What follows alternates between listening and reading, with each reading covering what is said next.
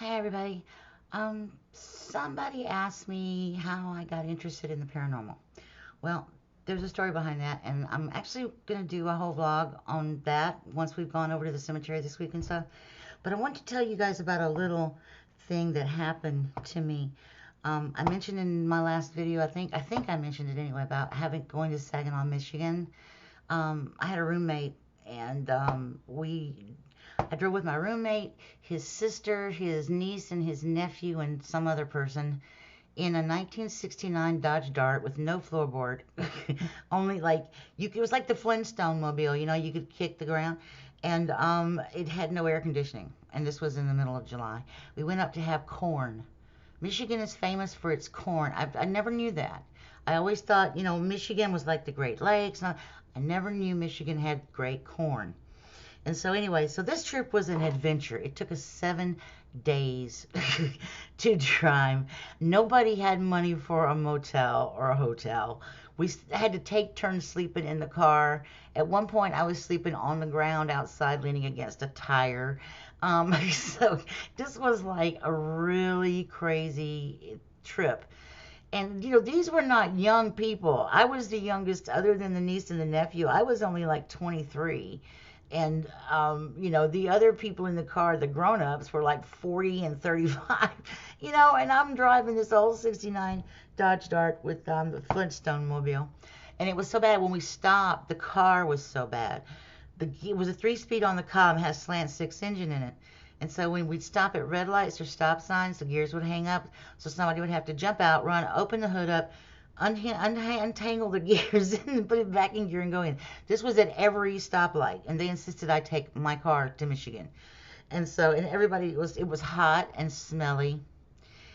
But the one thing that I have never forgotten of that trip, that was everybody that was not driving, me, other than me, was drunk, except me and the 2 kids. The other 2 people, they were like drinking constantly all the way up there, like, hey, she gonna shop me some more beer. I mean, that was the trip.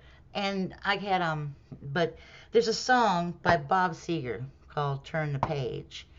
And I had never heard that song. I was not never very big much into Bob Seger, more of a Tom Petty kind of girl. And so it's called Turn the Page. And for the 16 or 17, 1800 miles, because there was no radio in the car either. The kid brought a CD, no, it was a cassette player, that was in the 80s. The kid brought a cassette player, and the batteries finally wore out, and that was the end of that.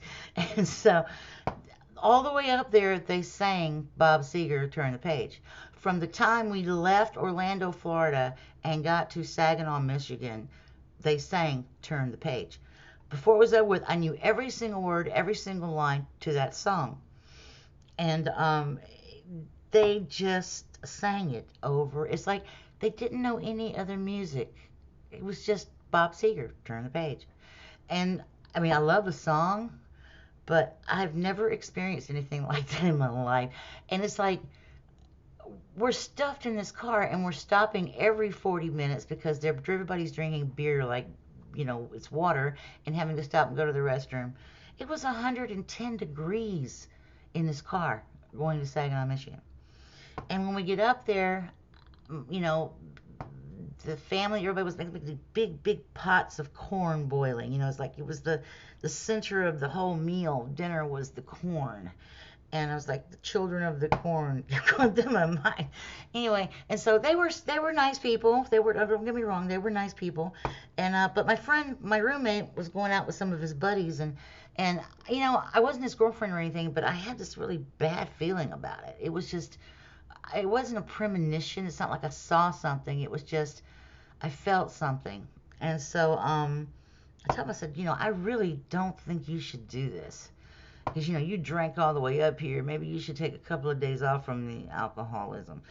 And so he went out with his buddies, and I was so sick. I mean, I really felt like there was definitely something wrong with this. And next thing I know, we get a call from the hospital. Everybody was mad at me.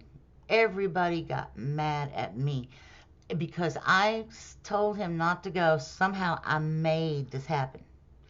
No. No, no, no, no. It does not work that way. And so, but he came out of the bar drunk on his butt, tripped, fell flat, busted his whole face up, had to have stitches and all kinds of stuff. And I had sympathy for him. I mean, I went to the hospital. We all went up there, but nobody spoke to me for the next 2 days. I was like, I wasn't there. I was some sort of, I had placed some sort of curse on their family. They're giving me this, and they're crossing their fingers behind their back. And they got their Bibles. And the trip back to Florida, we stayed up there, I think 5, 6 days. The trip back to Florida was silent. Silent. I mean, there was no turn the page. It was a quiet drive. Kid had gotten some more batteries, so he was playing a little bit of White Snake, I think was what was going on back there. And so that was one of my little adventures that I thought I would share.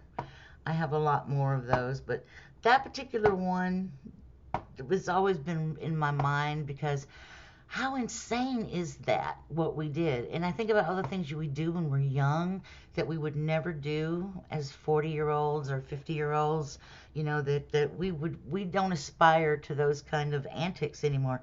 I mean, I'm driving a car with a hole in the floorboard this big, right, on the passenger seat. This was big enough if somebody had fell asleep and slid off the table, or slid off the chair, they'd been right into the road. It was really that big.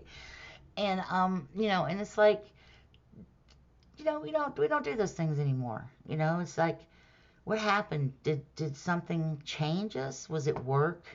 Yeah, I think so.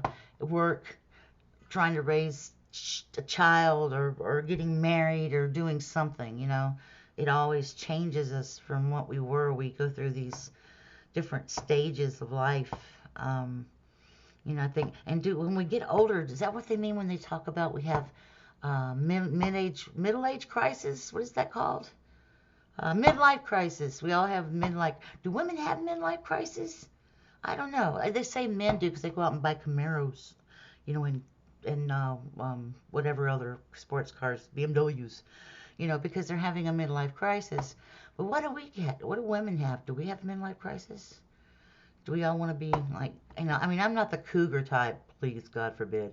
I'm sort of the old librarian type, old cat lady type, I guess. And so I don't know. What do women do in their midlife? We don't have, like me, I'm old. Well, I'm not that old, but I'm old. Look, I mean, gray. Maybe next time you see me, I'll go get a haircut and get some dye, in here. But in the meantime, I'm just who I am, and I'm okay with that. But we change. And I don't want to be 25 again. I don't want to be 30 again. But I just feel like there's got to be more to life than school and work and cleaning house, and there's just more than this, and I just have to figure out how to find it. And I hope you find it too.